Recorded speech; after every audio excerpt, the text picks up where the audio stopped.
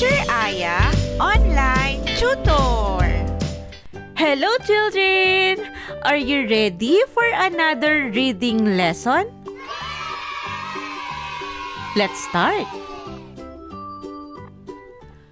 Zoey is my idol. She was born in America. She is cute and kind. Her hair is black. Zoey can sing and dance very well. Again.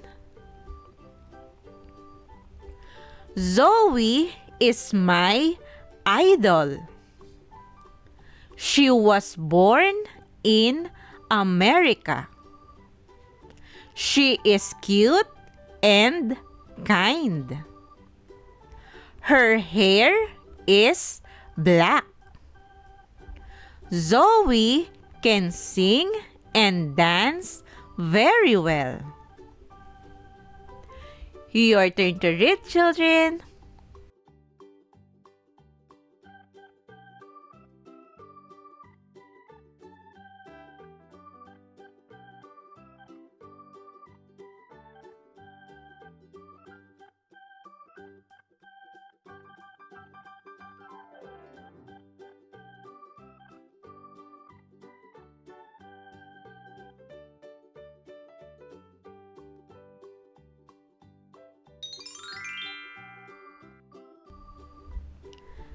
Karen is new in school.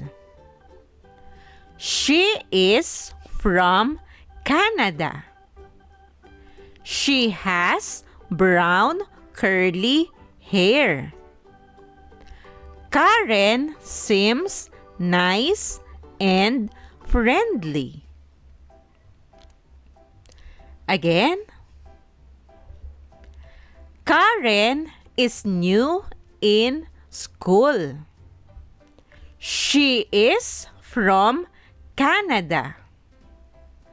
She has brown curly hair. Karen seems nice and friendly. Your turn to read, children.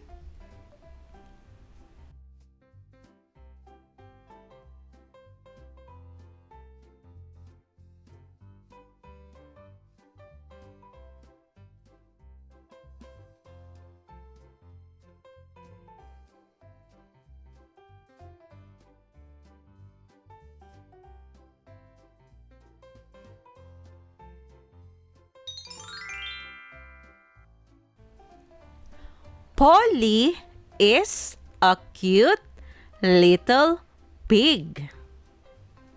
She is fat and pink. Polly likes eating ice cream. She likes eating apples too. Again. Polly is a cute little pig. She is fat and pink. Polly likes eating ice cream. She likes eating apples too. Your turn to read, children.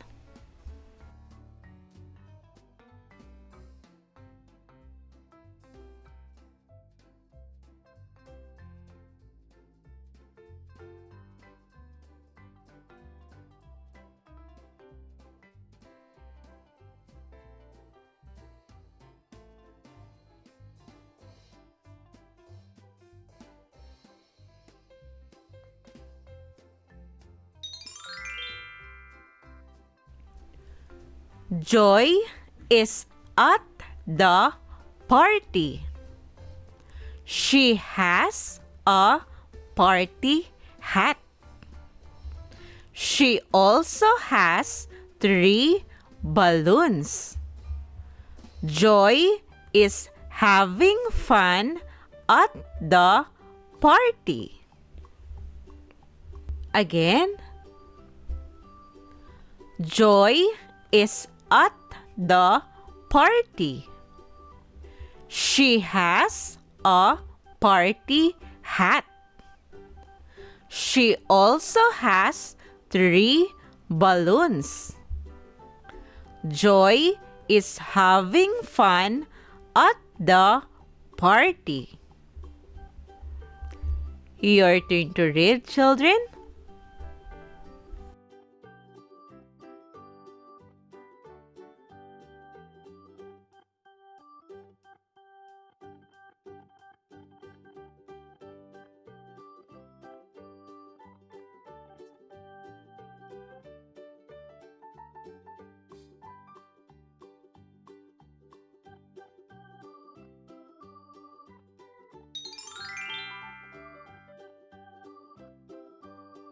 Ella is my little sister. She is 3 years old. Her favorite color is blue. She likes eating cake. Again. Ella is my little sister. She is 3 years old. Her favorite color is blue. She likes eating cake. Your turn to read, children.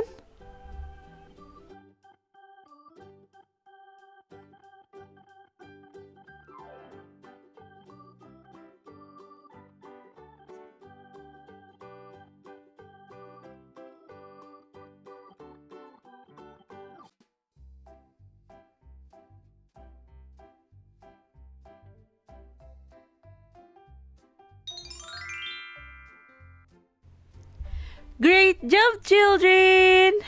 Now, let's try to read together. Are you ready? Let's start. Zoey is my idol. She was born in America. She is cute and kind.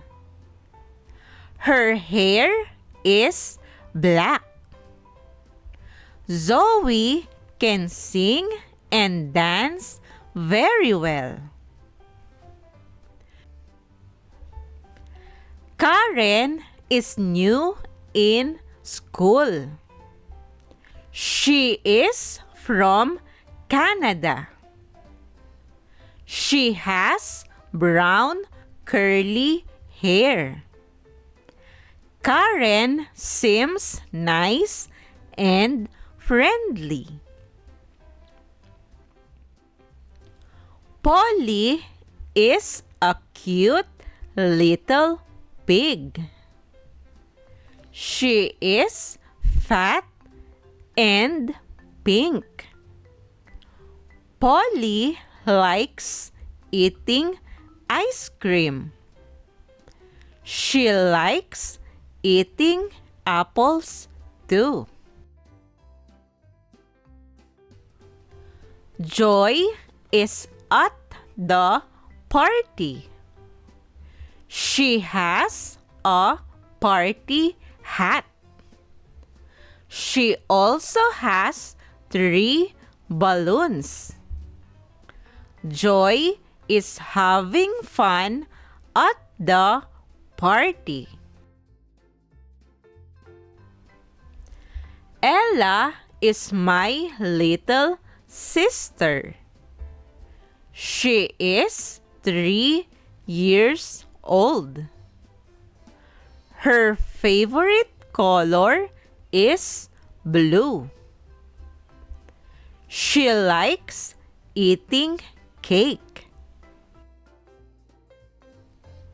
Great job, children! Remember, always practice reading so you can be a good and fast reader. Also, if you are new to this channel, please don't forget to click the subscribe button for you to be updated in every new lesson. You can also share this video to your friends and classmates. Thank you for listening, children. See you on our next lesson.